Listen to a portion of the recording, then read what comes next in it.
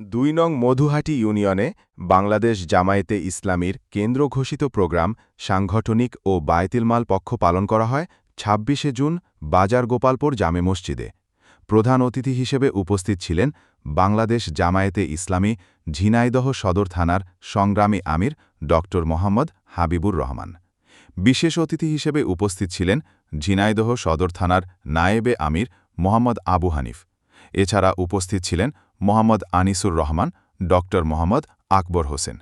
অত্র ইউনিয়ন আমিরের আলহাজ মোহাম্মদ মুক্তার হোসাইনের উদ্বোধনী বক্তব্য দিয়ে প্রোগ্রাম শুরু করা হয়। সর্বপ্রথম দারচুল কোরআন পাঠ করেন হাফেজ মোহাম্মদ হাসানুজ্জামান। এরপর ডাক্তার মোহাম্মদ আকবর হোসেন সংগঠনকে মজবুত করুন সম্পর্কে সংক্ষিপ্ত আকারে আলোচনা করেন।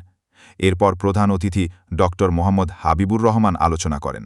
একটি সংগঠনকে কিভাবে মজবুত করতে হয় সেই সম্পর্কে বিস্তারিত আলোচনা করেন।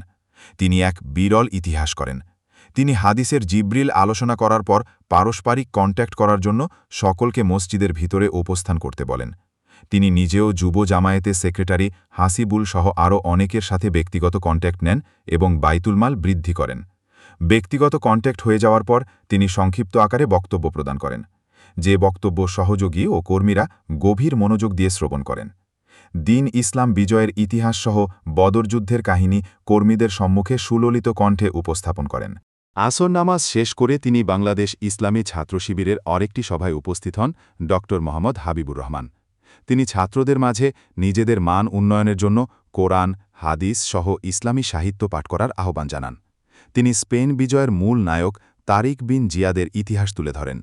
সর্বশেষে তিনি ছাত্রদেরকে লেখাপড়ায় মনোযোগী হয়ে দেশ ও জাতির কল্যাণে ভূমিকা রাখার জন্য আহ্বান করেন।